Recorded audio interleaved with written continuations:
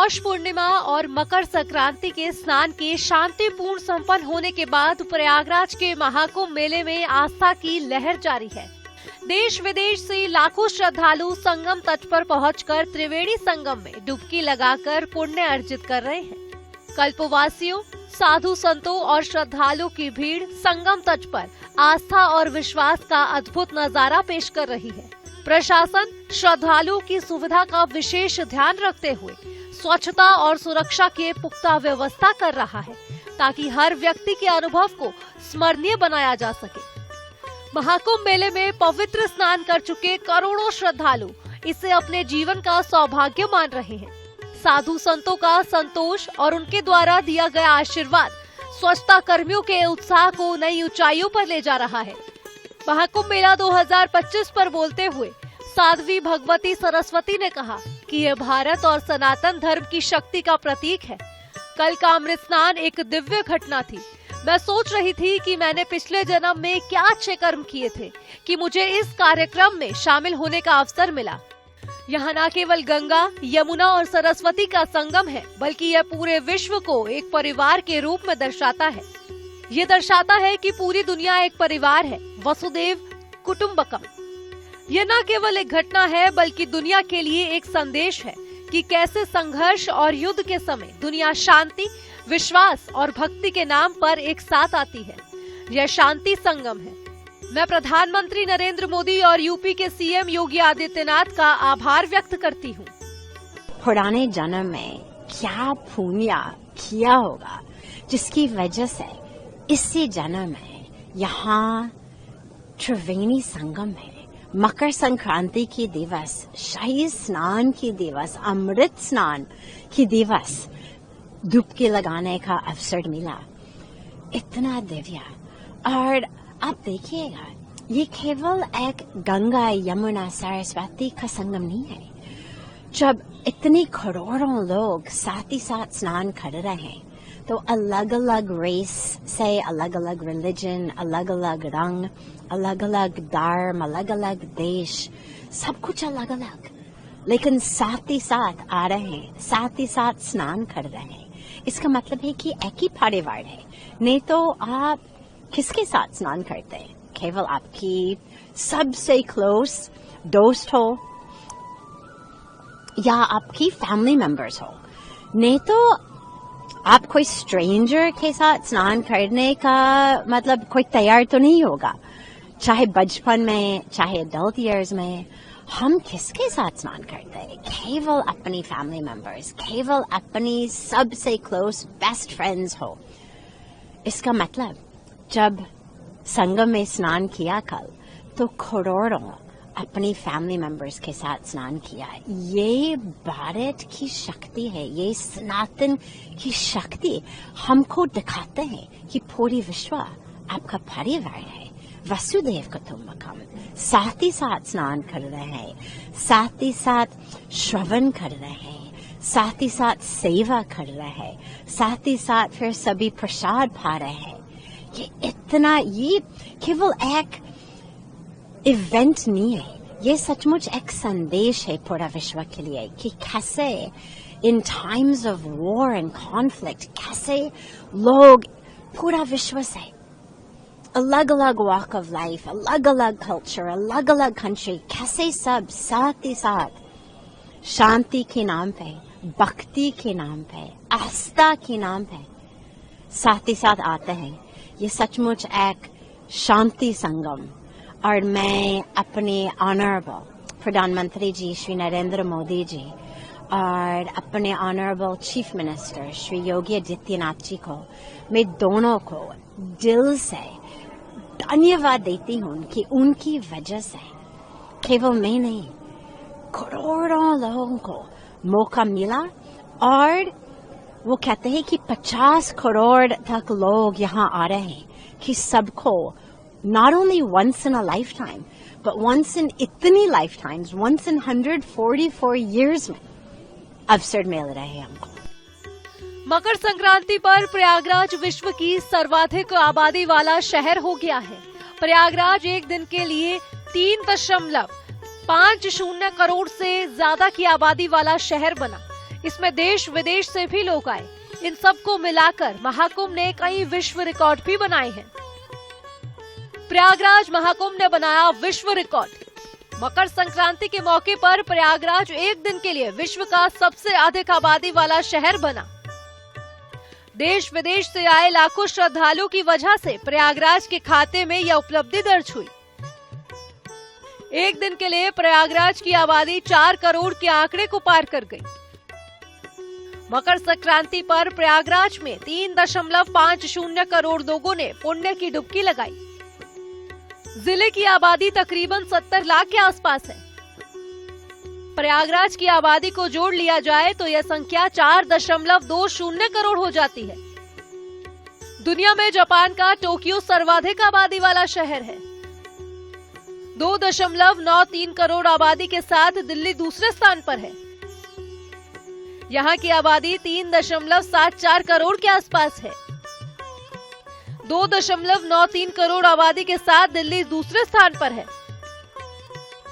इस हिसाब से 4.20 करोड़ आबादी के साथ प्रयागराज विश्व का सबसे बड़ा शहर बन गया। खास बात यह भी है कि मंगलवार को प्रयागराज की आबादी विश्व के कई देशों से ज्यादा रही। महाकुंभ के प्रथम स्नान पर्व पौष पूर्णिमा पर 1.75 करोड़ लोगों ने पुण्य की डुबकी लगाई थी। अगर उस आंकड़े को मकर संक्रांति के मौके पर स्नान करने वालों की संख्या से जोड़ा जाए तो ये संख्या 5.25 करोड़ बैठती है।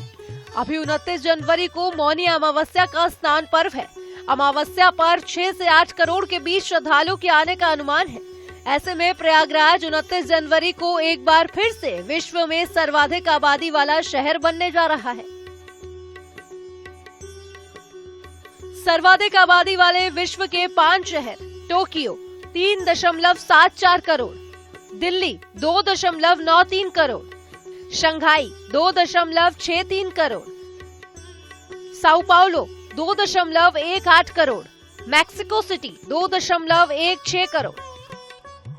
प्रयागराज में मकर संक्रांति पर्व पर मंगलवार को सनातन परंपरा के सबसे बड़े मानव समागम का वृहद रूप दिखा। हर तरफ स्नानार्थियों की आस्था उमड़ रही थी। मेला क्षेत्र के अलावा प्रमुख मार्गों पर भी स्नानार्थियों की भीड़ रही। आस्था की नगरी में तरह तरह के रंग दिखे। लोग मां गंगा और भोले बाबा के जयकारे लगाते हुए चलते रहे। उत्साह और जयकारों के बीच कई किलोमीटर की पैदल यात्रा की थकान और सर्दी भी लोगों की आस्था को डिगा ना सकी। कल आए थे, आज सुबह नहा के दर्शन करके वापस स्नान करके अभी हम राम जन्मभूमि राम लल्ला के दर्शन को जा रहे हैं वापस। आपने महाकुंभ में स्नान किया है, सुबह सुबह स्नान किया है, कितने खुश हैं? अब तो राम लल्ला के भी दर्शन करने जा रहे हैं। महाकुंभ 114 साल के बाद आया है, 144 ईयर्स के बाद। और हमारे कितनी सी पीढ़ियां है, बिफोर इंडिपेंडेंस हम कितने पीढ़ियों ने नहीं देखा होगा। हमारा सौभाग्य है कि हमको देखने को मिल रहा है। यही मांग रहे हैं भगवान से ना कि हमारे गोवा में सुख शांति आए, हमारे भारत में पूरे सुख शांति आए और सबको सब खुशहाली हो। इतना ही हम मांग लिए हैं। अपने बारे में भी मांगा, लेकिन सबके बारे में भी मांगा। यहाँ पे आके बहुत अच्छा लग रहा है और ठंड तो है पर लग नहीं रहा है। नहाने के बाद थोड़ा भी ठंड नहीं लग रहा है भैया। कैसा लग रहा है व्यवस्थाएं? व्यवस्थाएं तो बहुत बढ़िया है, बहुत बढ़िया, हर चीज की सुविधा है। और यहाँ पे व्यवस्था बहुत अच्छा है और स्नान करने के बाद से तो एकदम बढ़िया दिमाग फ्रेश हो जा रहा है। हाँ, कैसा लग रहा है व्यवस्था? बहुत अच्छा है। घूमने में भी हर जगह मतलब बहुत अच्छा दिख रहा है। कहाँ से आए हैं? हम कुशीनगर से आए हैं। कड़ाके की ठंड के बीच तीसरे दिन का उत्सव शुरू हुआ। कड़ाके की ठंड को झेलते हुए ऊर्जा और उत्साह से भरे श्रद्धालु आज भी महाकुंभ में पवित्र डुबकी लगाने के लिए त्रिवेणी संगम पर एकत्र हुए। हर हर महादेव, जय श्री राम और जय गंगा मैया के नारे लगाते हुए श्रद्धालुओं ने हाड़ कंपा देने वाले जल में डुबकी लगाई। वहीं महाकुंभ को लेकर सियासत भी जारी है। 14 जनवरी को मकर संक्रांति पर हरिद्वार में अखिलेश ने गंगा स्नान किया। अखिलेश ने कहा कि जब मां गंगा बुलाएंगी तब संगम जाएंगे। इतने संसाधन होने के बाद भी अगर महाकुंभ में कमियां रहती हैं, तो कहीं न कहीं सवाल खड़े होते हैं। हमें उम्मीद है कि सरकार उन तमाम कमियों पर ध्यान देगी और दूर करेगी। देखिए, पहली बात तो मैं ये कहूंगी अखिलेश जी को कि कुंभ के बारे में आलोचना करना एक सनातनी को शोभा नहीं देता है। और कुंभ के बारे में आलोचना क्या करेंगे? करके आप समाज को क्या दर्शाना चाहते हैं? आप एक पढ़े लिखे वेल एजुकेटेड फैमिली से आते हैं, आप स्वयं एक वेल एजुकेटेड पर्सन है, उसके बाद और आप एक कहते हैं ना सनातन धर्म, आपका पूरा परिवार सनातनी है, हिंदू है, मगर सिर्फ दिखाने के लिए हिंदू हैं आप, सिर्फ दिखाने के लिए सनातनी है। हृदय से सनातनी इंसान को होना चाहिए था, हृदय से हिंदू होना चाहिए, खाली दिखाने से नहीं होता है। आप प्रयाग छोड़ के हरिद्वार की ओर चले गए डुबकी लगाने के लिए, तो आप समाज को क्या दर्शाना चाहते हैं कि आप या तो प्रयाग नहीं आना चाहते हैं, कभी आप विवाद करते हैं राम जन्मभूमि के ऊपर कि हम वहां नहीं जाएंगे, कभी आप कोर्ट का कमेंट करते हैं प्रयागराज के ऊपर कि हम प्रयागराज नहीं जाएंगे, तो आप गंगा जी में जाके डुबकी लगा रहे हैं, तो आप समाज को क्या दर्शाना चाहते हैं? हृदय से हिंदू बनिए, हृदय से सनातनी बनिए, सनातन और हिंदुओं के विरोध में मत जाइए। आज नहीं तो कल यही सनातनी, यही हिंदू आपके कार्य आने वाले हैं। मुझे ऐसे ही लग रहा है उन्हें सबसे बड़ा प्रॉब्लम है, मुझे लगता है मुख्यमंत्री योगी आदित्यनाथ जी से। आदरणीय योगी आदित्यनाथ जी ने जब कुंभ का इतना बड़ा स्वरूप बनाया है, तो मैं कहती हूँ उसमें सम्मिलित हो। आपको किस बात की प्रॉब्लम है योगी आदित्यनाथ जी से? वो जब सरकार योगी आदित्यनाथ जी सबके लिए इतना हित की बात करते हैं, हित का कार्य करते हैं, समाज को एकजुट की बात करते हैं कि कुंभ में आइए, सब एकजुट होइए और एक छत के नीचे आके हमें पूरे विश्व में सनातन का परचम लहराना है। अगर वो बात करते तो कौन सा गलत बात करते हैं? मैं आपके इसी चैनल के माध्यम से अखिलेश यादव को ये कहना चाहती हूँ, आओ हृदय से सनातनी बनो, दिखावा मत करो दुनिया में कि हम सनातनी हैं। डिप्टी सीएम ब्रजेश पाठक ने भी अखिलेश यादव का जवाब देते हुए कहा कि अखिलेश यादव पूरी तरह से डिरेल्ड है, उन्हें पता नहीं है ये अस्वर्णीय अद्भुत महाकुंभ प्रयागराज में संपन्न हो रहा है। ऐसे अवसर पर मैं अपने सभी साथियों का हृदय से अभिनंदन करता हूँ। अखिलेश यादव जी पूरी तरह से डिरेल्ड हैं, उनको पता ही नहीं ये अविस्मरणीय अद्भुत महाकुंभ संपन्न हो रहा है। ऐसे अवसर पर अपने सभी साथ संतों का मैं हृदय से अभिनंदन करता हूँ। अखिलेश यादव के हरिद्वार गंगा में डुबकी लगाने के बाद अखिल भारतीय संत समिति के महामंत्री स्वामी जितेंद्रानंद सरस्वती ने निशाना साधा और कहा कि अखिलेश यादव ने पिछले दिनों कुंभ के आमंत्रण को लेकर सवाल खड़ा किया और आज हरिद्वार में गंगा स्नान करके फोटो जारी किया। स्वामी जितेंद्रानंद सरस्वती ने कहा, पहले आप कुंभ में आमंत्रण को लेकर विरोध कर रहे हैं, फिर मकर संक्रांति में आप हरिद्वार जाकर स्नान करते हैं। मैं इसीलिए राजनीतिक नेताओं को कहता हूं कि इस दोगलेपन और दोहरे चरित्र से बाज आइए। आप जो बोलते हैं धीरे धीरे उसकी गंभीरता नष्ट हो जाती है जीवन में, कि आप एक बार कुंभ में आमंत्रण को लेकर विरोध कर रहे, फिर मकर संक्रांति पे जाके आप हरिद्वार में स्नान करते हुए स्वयं को सनातनी बता रहे। मुझे तो प्रसन्नता है इस बात की कि कल तक जो लोग छेदैया टोपी खोपड़ी पे लगा करके मुख्यमंत्री निवास और राजभवनों में, राष्ट्रपति भवन, प्रधानमंत्री निवास में रोजा इफ्तार की पार्टियां होती थी, आज मकर संक्रांति पे स्नान करते हुए वीडियो शूट करा रहे हैं। इससे ज्यादा सनातन धर्म के वैभव का उच्च शिखर और क्या हो सकता है? अच्छा लगता है हमको भी और अखिलेश जी को भी सद्बुद्धि आई है। सनातनी तो है ही है, माता पिता भी सनातनी थे, घर में पूजा पाठ करते थे ही, परंतु सनातनी कहने में उनको हिचक होती थी, हिंदू कहने में हिचक होती थी। तो स्वामी विवेकानंद की परंपरा कि गर्व से कहो हम हिंदू हैं, ये भाव जगा है अखिलेश में, इसके लिए वो बधाई के पात्र हैं। प्रयागराज में लगे महाकुंभ मेले में भारी संख्या में लोग पहुंच रहे हैं। इसके लिए बरेली से महाकुंभ मेला जाने वाले श्रद्धालुओं को रेलवे और बसों के जरिए परिवहन की सुविधा उपलब्ध कराई गई है। इसे लेकर परिवहन निगम ने सैटेलाइट और पुराने बस अड्डे पर कंट्रोल रूम स्थापित किए हैं। 3 शिफ्टों में 24 घंटे कर्मचारी तैनात रहेंगे और प्रयागराज जाने वाली बसों की जानकारी देंगे। इसके साथ ही साथ बरेली रीजन की 430 बसों को प्रयागराज में लगे महाकुंभ मेले में भेजा जा रहा है। आज जो हुआ है कुंभ के लिए स्पेशल बसें रहेंगी जो बड़ी संख्या में यहाँ से चलेंगी। आज मेरे ख्याल से कितनी बसें आई हैं?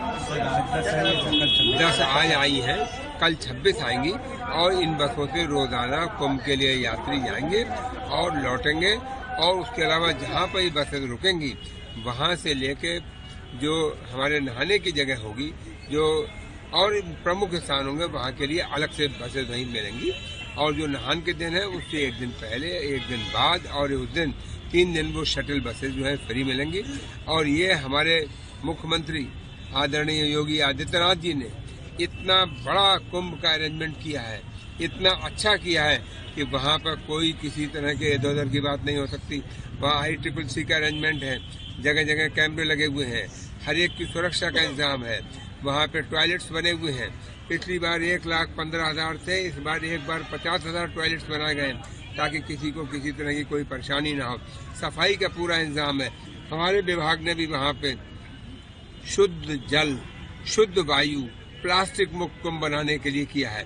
और वहाँ पे हमारे राष्ट्रीय स्वयंसेवक संघ और हमारे विभाग ने थैले भी बांटे हैं। हमारा वहाँ साफ कहना है, मत करो कुंभ को मैला, साथ में लेकर चलो थैला, ताकि आदमी प्लास्टिक का इस्तेमाल ना करे, पॉलीथीन का इस्तेमाल ना करे। अपने फूल लेके जाए, प्रसाद लेके जाए, पॉलीथीन में नहीं लेके जाए, वो कागज के थैले में या पत्ते में लेके जाए, तभी हमारा कुंभ ज्यादा साफ रहेगा। हमको कुंभ की जगह पे सफाई का बहुत इंतजाम है। सब बड़ी संख्या में सफाई कर्मचारी तैनात किए गए हैं, पिछली बार से ज्यादा किए गए हैं। पिछली बार जहाँ सेक्टर्स पहले से बहुत बढ़ाए गए हैं, कुंभ का एरिया बहुत बढ़ाया गया है, तो मैं कहूँगा हर तरह का बहुत ही अच्छा इंतजाम है। और ये सनातन के लिए एक बहुत बड़ा पर्व है।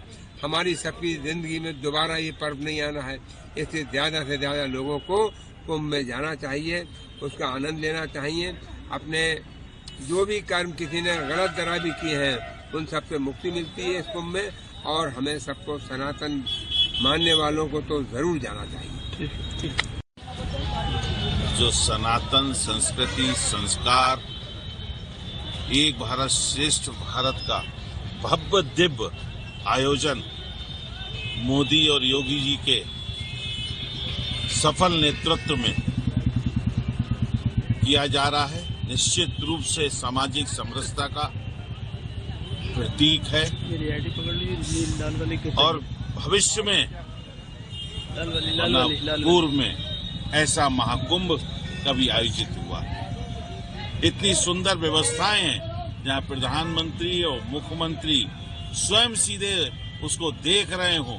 और 45 करोड़ लोगों का लक्ष्य है, भक्तों का लक्ष्य है सनातन धर्मियों पे, वहाँ पूर्ण लाभ के लिए स्नान करने का जो लक्ष्य है, मैं समझता हूँ उससे कई गुनी संख्या वहाँ पहुँचने वाली है। लोगों में उत्साह जबरदस्त है, आस्था का बिल्कुल केंद्र है, जनसैलाब उमड़ चुका है। और बरेली से पूरे प्रदेश से इस तरीके से कुंभ के लिए, जनता के लिए, भक्तों के लिए बसें जा रही हैं। आज बरेली से 10 बसों को रवाना किया जाएगा टाइम टेबल के हिसाब से। उसके लिए यहाँ पर हम सब लोग आए हैं। आज शुरुआत हो रही है। बरेली की जनता से, बरेली के भक्तों से मेरा अनुरोध है कि ज्यादा से ज्यादा संख्या में कुंभ स्नान करने जाएं, दिव्य दर्शन करें और उसका पूर्ण लाभ लेने का काम करें। सनातन धर्म को मजबूत करें और संस्कारों, प्राचीन परंपराओं और संस्कृति का जो अद्भुत संगम है, उस संगम पर स्नान करें। महाकुंभ में आध्यात्मिक विचारों का आदान प्रदान होता है, लेकिन आज अर्थ की दुनिया में महाकुंभ किसी ओलंपिक से कम नहीं है। जिनका जहां आयोजन होता है वह और उसके आसपास के शहर दूसरे स्थानों में आर्थिक विकास की दौड़ में मीलों आगे निकल जाते हैं। महाकुंभ शुरू हो गया है। अगले 45 दिनों में इनके 45 करोड़ होने की उम्मीद है। इस संख्या को देखते हुए कन्फेडरेशन ऑफ इंडिया ट्रेडर्स ने महाकुंभ में 2 लाख करोड़ रुपए का कारोबार की उम्मीद भी जताई है। महाकुंभ में बम्पर कमाई। साल 1906 के कुंभ मेले में ब्रिटिश सरकार ने सिर्फ 10,000 रुपए कमाए थे। 200 साल से ज्यादा समय में कुंभ से होने वाली कमाई कई गुना बढ़ गई है। 2013 के प्रयाग कुंभ मेले में 12,000 करोड़ की कमाई हुई थी। 6 लाख से ज्यादा लोगों को काम मिला था। इस बार यह संख्या 2 लाख करोड़ तक बढ़ने की संभावना है। महाकुंभ में होने वाली संभावित खपत: रोजमर्रा की वस्तुएं 2500 करोड़, पूजा सामग्री 300 करोड़, फूलों की खरीदारी 150 करोड़, ग्रोसरी 600 करोड़, सब्जियां 300 करोड़, खाद्य तेल 200 crore, house hold good 100 crore, दूध और दुग्ध उत्पाद 800 करोड़, हीटर ब्लोअर 10 करोड़, जलाने वाली लकड़ी 10 करोड़, गंगा जल के लिए जेरिकन 15 करोड़, हॉस्पिटैलिटी 500 करोड़, किराए पर कार 50 करोड़। जब वस्तु की मांग तेजी से होती है तो धन का प्रवाह बढ़ता है, ऐसे में ऑर्डर बढ़ते हैं। उद्यमियों को भी जल्द उन्हें पूरा करना होता है, इससे रोजगार में भी बढ़त होती है। यह पूरे अर्थ चक्र को तेज कर देता है। प्रोग्रामिंग डेस्क, जनता टीवी।